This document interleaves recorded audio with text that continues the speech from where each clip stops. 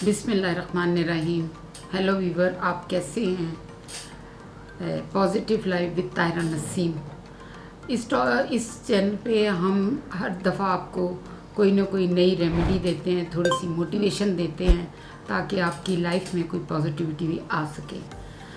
चूँकि ये चैनल जो है इसमें ज़्यादातर जो है हमारा अब मेन मकसद हमारा पॉजिटिव लाइफ की तरफ जाना है। पॉजिटिव लाइफ से मुराद ये है कि हम जो इस लॉकडाउन के 6 महीने देखें, जून भी ख़त्म हो गया, अब जुलाई का भी एंड आ गया, 7 महीने में मईशत हमारी बिल्कुल ज़ीरो पे आ गई है। बेशक कि हमारे यहाँ अमवात दूसरे ममालिक की बनिस्बत कम हुई है, खाली अमवात का कम होना ज़रूरी नहीं है, बाकी भी चीज़ें जो हैं ना हमारी मईशत पे असरअंदाज हुई हैं। कई एक हैं, देखें पहले 2 महीने की तनख्वाहें पूरी मिली हैं और अब दिए तीसरे महीने में आधी आधी तनख्वाहें दी हैं। इसी तरह मुख्तलिफ और शोबे ऐसे हैं, महंगाई इस कदर बढ़ गई हुई है कि आप बाज़ार जाएँ, आप एक छोटी सी चीज़ लेने जाते हैं तो वो आपके लिए जो है वो आपकी जो जेब है ना वो इजाज़त नहीं देती कि वो बजट जो हमारा उतने में पूरा होता था, अब वही बजट जो है ना 3 गुना ज़्यादा में चला गया। खा तो वही सब चीज़ें रहे हैं। अब जैसे हमारी मुसलमानों की ज़िंदगी में सबसे जो इम्पोर्टेंट खुशियां हैं वो ये 2 ही खुशियां हैं जिनको हम बहुत ही अच्छे तरीके से सेलिब्रेट करते हैं।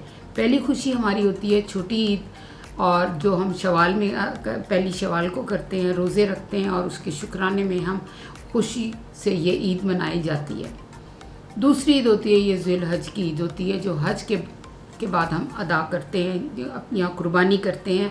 और चूँकि एक हमें इसलिए ये खुशकुन लगती है कि घर घर में सारे लोगों की एक बकरे के साथ एक अच्छी एक्टिविटी बन जाती है और सब मिलके नए नए पकवान तैयार करते हैं और एक साथ दस्तरखान पे बैठ के सबको खाने का मौका मिलता है। लेकिन ज़्यादा ज़रूरी ये बात है कि अब जबकि लॉकडाउन की वजह से भी और दोबारा इस वबा को फैलने की वजह से भी गवर्नमेंट फिर ये कोशिश कर रही है कि इसको महदूद किया जाए, तो लिहाजा आप लोग भी अपने घर में जो आपने अब तक मेहनत करी है, कई घराने शुक्र है इस वबा से अभी तक महफूज हैं, तो हमें चाहिए कि हम इसको आगे कैरी ऑन करें ताकि हम मज़ीद किसी और उलझन का शिकार ना हो सके। इसमें आप जब आप कुर्बानी करें तो आप बेहतर होगा कि आप अव्वल तो कुछ जगह बनाई जा रही हैं जहाँ पे इज्तिमाई जाके अपना बकरा छोड़ के आ जाएं और थोड़े टाइम के बाद 4-5 घंटों के बाद वो आपको तैयार गोश्त देंगे और आप घर लेकर आ जाएं। अगर आपकी ख्वाहिश ऐसी है तो ये ज़्यादा बेहतर है, क्योंकि घर में वो तमाम चीज़ें जो जरासीम या किसी भी तरीके से इनके लगने का हमें डर है, एक तो उससे बचत हो जाएगी। अगर आप चाहते हैं कि हमारे अपने घर में कुर्बानी हो तो इसमें कोशिश कीजिएगा कि जो कसाई हो वो आप आए तो अपने साथ, कसाईयों को भी ये चाहिए कि वो ज़रूरी करें कि अपने साथ मास्क का इस्तेमाल करें और जहाँ पे भी जाएं वो पहले जहाँ कुर्बानी करके आए हैं वो गंदे कपड़े उतार के, आपका अपना फ़र्ज़ बनता है कि आप उसको कहें कि वो जाए, पहले उसको बकरे को हलाल कर दे, जो उसके ऊपर जो खून वगैरह लगना है उसके बाद वो जाए और जाके पहले शावर ले, कपड़े बदले और उसके बाद आके आपका गोश्त तैयार करे। एक बचने का एक बेहतरीन तरीका सिर्फ यही है। कोई बात नहीं जहाँ हम तमाम खर्चे अदा करें, आप कसाईयों को भी साल में बेचारों ने एक दफ़ा तो कमाना होता है, आप 150 उसको ज़्यादा दे दें, लेकिन नहाने का अमल बहुत ज़रूरी है। ख़वातीन जो घर में मौजूद हैं आजकल वैसे ही ओवरवर्क हुई हुई हैं, और जब ये कुर्बानी के दिन आते हैं और ख़ासकर कुर्बानी जब हो जाती है तो फिर तो उन्हें किचन छोड़ता ही नहीं है। जैसे कि कुर्बानी के में कुछ टाइम बाकी है अभी, तो हम उसकी प्रिपरेशन अगर हम काफ़ी चीज़ों की हम पहले कर लें तो ख़वातीन अपने टाइम को उनकी टाइम मैनेजमेंट हो जाएगी। आज आप इस सारे अमल में एक टाइम मैनेजमेंट का भी थोड़ा सा सीख लेंगी तो आपको खुद ही अंदाज़ा हो जाएगा कि हमारे वक्त की कितनी बचत होगी। टाइम मैनेजमेंट से मुराद ये है कि देखिए ना, हर चीज़ जो कुर्बानी के गोश्त से तैयार होगी उसमें 3 चीज़ें लाजमी होंगी। लहसुन भी लाजमी पड़ेगा, अदरक भी लाजमी पड़ेगा, प्याज भी लाजमी पड़ेगा, और साथ अगर आप कोई ड्रिंक पियेंगे तो नींबू का भी इस्तेमाल लाजमी होगा। ये अगर इन चीज़ों की तैयारी आप कुछ दिन पहले कर लें। आजकल फारिग दिन हैं, उन दिनों में आप एक एक दिन भी ये लगाएंगी तो बड़ी जल्दी इनकी तैयारी हो जाएगी। उसके लिए मैं आपको क्या बता रही हूँ कि आप 4 या 5 किलो प्याज एक एक दिन आप रख लें। एक दिन पूरा दिन अगर आप रख लेंगे ना 2 घंटे इन चीज़ों के लिए, तो मेरा ख्याल है कि आपके आने वाले ईद के 4-5 जो दिन है ना वो आपके बड़े इजी गुजरेंगे।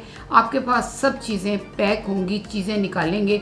यही 4 चीज़ें इम्पॉर्टेंट है हर मतलब है, चाहे मीट की बनाने के लिए हर जो भी चीज़ आप बनाती हैं उनमें इन 4 चीज़ों का इस्तेमाल लाजमी होता है। आप प्याज को काटने के बाद उसी तरह जैसे आप प्याज सुर्ख करने के लिए काटती हैं उसको काट लें। ये अब आपकी अपनी कैपेसिटी पे है, आपके आप 2 किलो काट सकती हैं, 4 किलो काट सकती हैं, 5 किलो काट सकती हैं। काट के आजकल धूप भी काफ़ी तेज़ निकल रही है, बारिश में ना छोड़ देना, आप उसे एक ट्रे पे या कपड़े पे फैला के उसके ऊपर एक मलमल का कपड़ा डाल दें और मेरा ख्याल है 3 धूपें आप उसको अच्छी सख्त, आजकल की जैसी गर्मी की धूपें लग रही हैं, प्याज खुश्क हो जाएगा। आप उसको ग्राइंड करें और एक डब्बे में डाल के रख लें और 1 टेबल स्पून का आप रेशो रख लें कि आपने 1 किलो में ये 2 टेबल स्पून डालने हैं और जितना आप गोश्त डालेंगी आपने प्याज की मिकदार इसी तरह डाल लेनी है। प्याज भी खुश्क हो गया, लहसुन को आपने ग्राइंड कर लेना, उसमें बिल्कुल पानी ना शामिल हो, हल्का सा 1-2 मिनट का आप ग्राइंडर चलाएंगी तो आप देखेंगे वो रेज़ा रेज़ा हो जाएगा।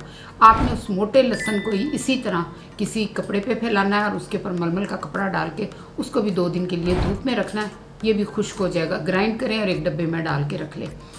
अब आ जाता है टमाटर। आप सोचेंगे टमाटर को कैसे खुश्क करना है, टमाटर तो इतना अच्छा खुश्क होता है।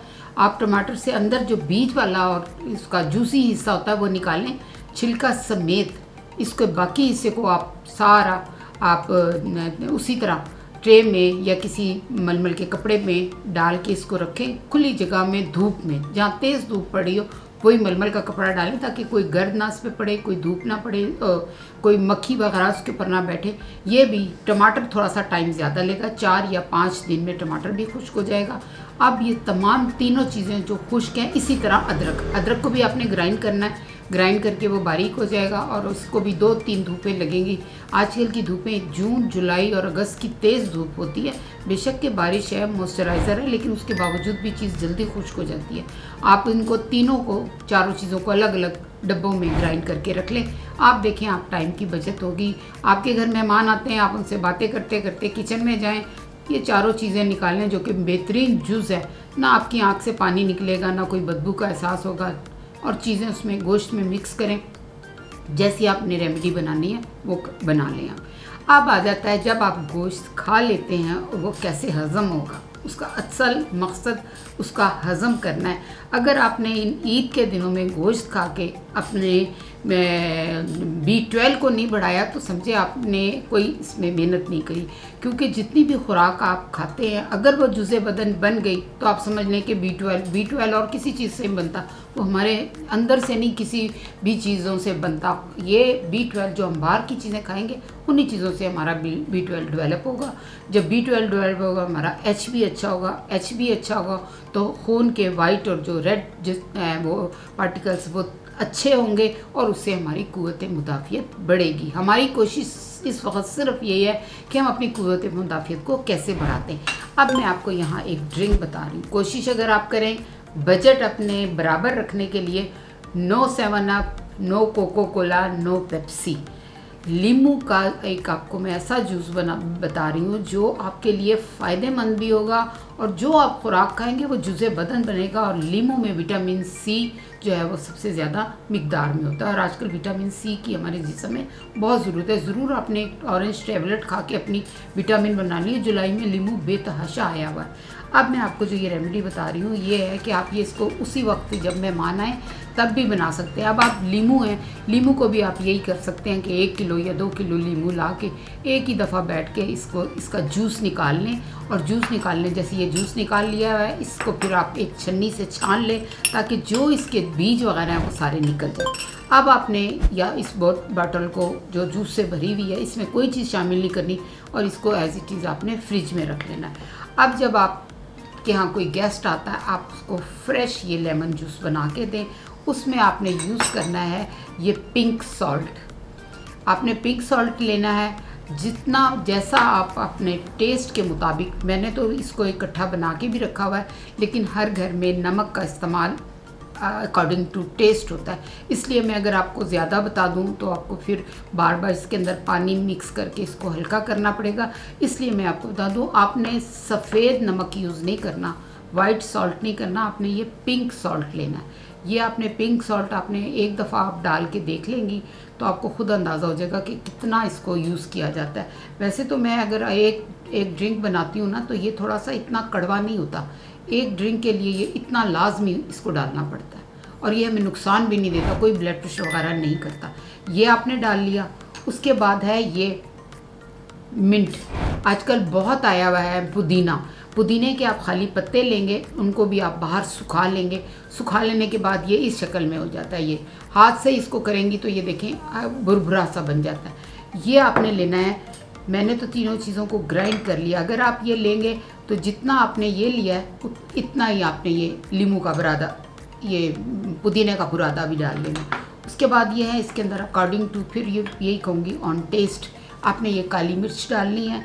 और फिर उसके बाद ये आता है लीमू का जूस। लीमू का जूस आपने लाजमी ये 2 टेबल स्पून, ये देखें ना ये भरा हुआ ऐसा है, ये 2 टेबल स्पून आपने इसके अंदर, एक ये 2, थोड़ा सा और डाल दूँ क्योंकि ये थोड़ा सा रहेगा। ये जो गिलास है ये छोटा है, इससे डबल गिलास समझ लें, उसकी ये रेमेडी दे रही हूँ तो मैं छोटा इस्तेमाल नहीं, इसी को आप डबल कर लें, इतने गिलास का आप समझ लें कि ये है।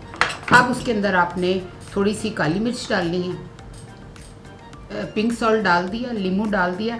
उसके बाद ये मैंने थोड़ी सी इसके अंदर काली मिर्च डालनी है, ये भी आप अपने टेस्ट के मुताबिक डालेंगे। ये मैंने तीनों चीज़ों को पीस के रखा है। इसमें है बुरादा है, ये लेमन अलग है, ये लेमन है। इसमें मैंने शामिल की है काली मिर्च, पिंक सॉल्ट और पुदीने को ग्राइंड करके उसका पाउडर है। ये मिक्स है सारी चीज़ें, इसमें किसी चीज़ की वो नहीं और डालने की ज़रूरत है। आप ये चीज़ें डालें और आप इसको, ये देखें ना, अगर मैंने ये तीनों चीज़ें बनी हुई हैं ना, तो मैं एक गिलास में ये पूरा 1 टीस्पून डाल दूँगी।